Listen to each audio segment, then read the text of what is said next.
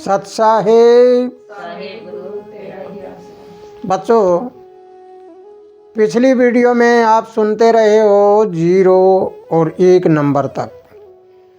आज आपको 2 नंबर का रहस्य बताता हूँ कि जिनकी जन्म तारीख, जन्म साल के पीछे पीछे जाकर दुआ लगा हुआ है। 2 नंबर वाले क्या होते हैं? 2 नंबर हमारे बाईं सवर का होता है। ये चंद्रमा से संबंधित है। जब ये चंद्रमा सवर चलती है तो ये मन 2 प्रकार का होता है।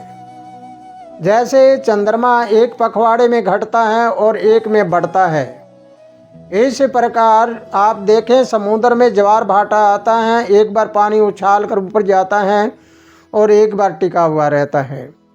इस प्रकार 2 नंबर वाले का मन उथल पुथल रहता है, भागा दौड़ रहती है। लेकिन 2 नंबर वाले मजबूत भी होते हैं। इनके रहस्य आज आपको बताऊंगा ताकि आपको पता लग जाए कि पूर्व जन्म में क्या थे और पूर्व जन्म के यानी प्रारब्ध जो है उसके कारण आज हमारे जीवन पर क्या प्रभाव पड़ रहा है। इस प्रभाव को अगर समझ लिया तो हम बहुत कुछ प्राप्त कर सकते हैं। तो ज़रा इसके बारे में हमें सोचना है, विचार करना है कि ये एक रहस्यजनक बातें हैं।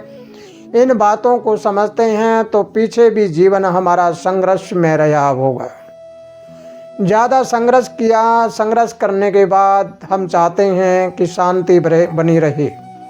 2 नंबर वाला चाहेगा कि शांति बनी रहे और कठिनाइयों आती है, कठिनाइयों में मैं किसी की रक्षा भी करूं, ऐसे विचार भी आते हैं। और उसके साथ साथ जब हम पूर्व जन्म की बातें समझते और जानते हैं तो ऐसे लोग पिछले जन्म में भी आध्यात्मिक रास्ते से जुड़े हुए होते हैं।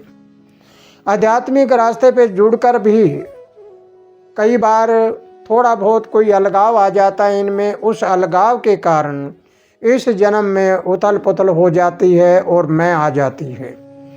मैं आने के बाद में ये हमेशा विचलित होते रहते हैं, लेकिन विचलित होकर उसी जगह पर वापस आ जाते हैं। क्योंकि जैसे एक पखवाड़ा होता है, अंधेर पक्ष होता है यानी कृष्ण पक्ष होता है, एक शुक्ल पक्ष होता है जिनको चानन पक्ष भी कहा जाता है। तो चंद्रमा की गतियाँ होती है, चंद्रमा की कला होती है, ये 1 महीने में 2 बार अलग अलग होती है। इस प्रकार 2 नंबर वालों का मन उथल पुथल रहता है, लेकिन आध्यात्मिक शक्ति होती है इनमें। आध्यात्मिक शक्ति में विचलित हो जाते हैं, झंझट पैदा करती है, सारा कुछ होता है। लेकिन वो झंझट जब पैदा होता है तो इसको हमें समझना होगा कि ये सब कुछ जो हो रहा है ये पूर्व जन्म के कारण हो रहा है।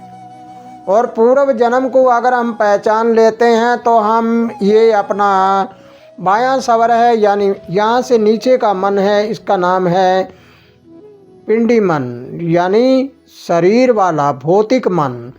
और यहाँ से ऊपर वाला है वो है ब्रह्मांडी मन जो आध्यात्मिक रास्ते पे चलता है। अगर आप अपने मन को, ऊपर वाले मन को अपना लेते हो तो ये आत्मा के साथ जुड़ जाता है, 1 नंबर के साथ जुड़ जाता है और 1 के साथ जुड़कर ये ऊपर जाकर गुरुत्व में चला जाता है, ज्ञान प्राप्त करना शुरू कर देता है। तो बच्चों ये बात समझना है कि 2 नंबर वाले भी पिछले जन्म में कम नहीं रहे। वो आध्यात्मिक भी थे, उनमें शासन करने की शक्ति भी है, लेकिन किसी अलगाव के कारण इन्होंने अपनी शक्ति को खो दिया।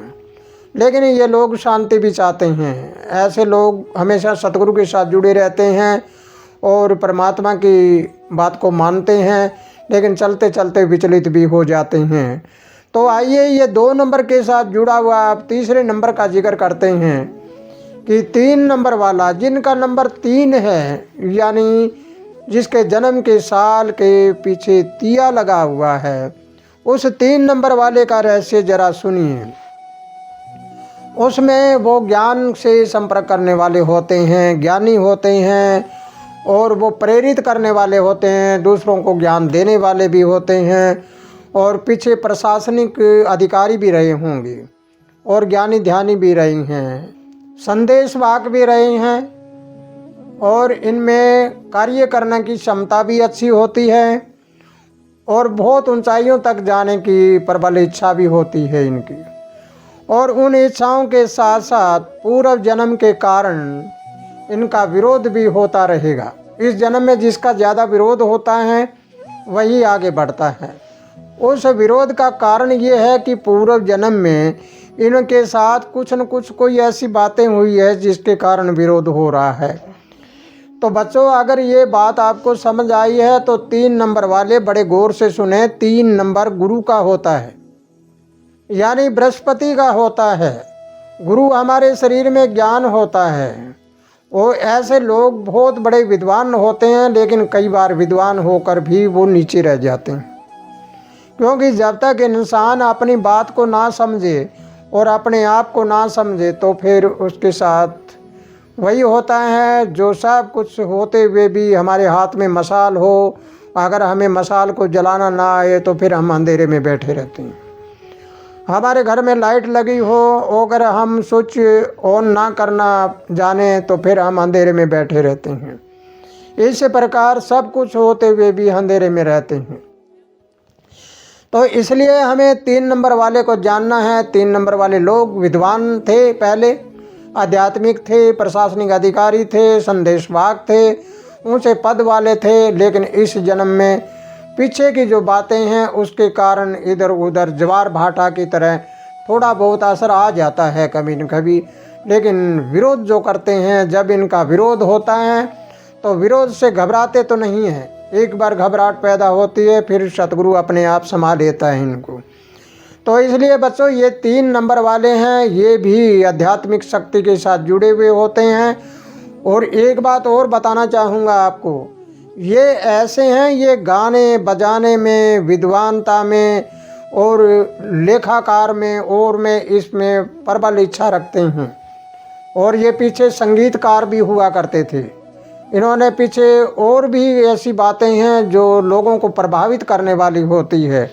जहाँ भी जाते हैं लोग इनके ऊपर, लोगों पर इनका प्रभाव होता है और लोगों का इन पर होता है, इनका लोगों पर होता है।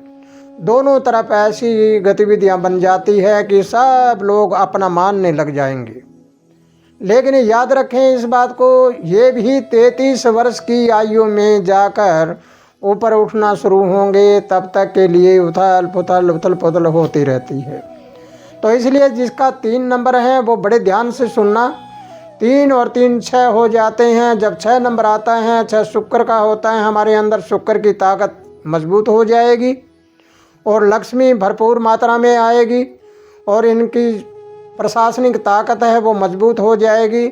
आध्यात्मिकता है वो भी बड़ी मजबूत हो जाएगी और सब तरह से दुनिया में अपना ज्ञान देकर दुनिया को इकट्ठी करने वाले बन जाएंगे। तो इसलिए बच्चों, अगर ये वीडियो आपको समझ आई है तो जितनी भी अभी तक आपको 3 नंबर तक बताया है और 0 का बताया है, इन सब को पढ़कर सुनकर ज्ञान करना है और अपने आप की खोज करनी है कि जो मैंने आपको बताया है क्या आप में ऐसी हलचल होती है, क्या आपकी विचारधारा ऐसी है। तो ऐसी इस वीडियो को सुनकर आप रात को जब सोते हैं तो ऐसी विचारधारा में सोएं, ताकि आपको सपन में भी बहुत सी बातें देखना शुरू हो जाएगी। पता लग जाएगा कि मेरे साथ जो हो रहा है वो मेरे पूर्व जन्म के कारण हो रहा है। तो इसी के साथ प्यारे बच्चों, अगर ये वीडियो समझ आई है तो इसे लाइक करना मत भूलिए और ज़्यादा से ज़्यादा सब्सक्राइब भी करिए और अपने विचारधारा को कमेंट बॉक्स में भी लिखिए और शेयर भी करिए इसको। इसी के साथ खुशहाल रहो, आनंद करते रहो। सत साहिब।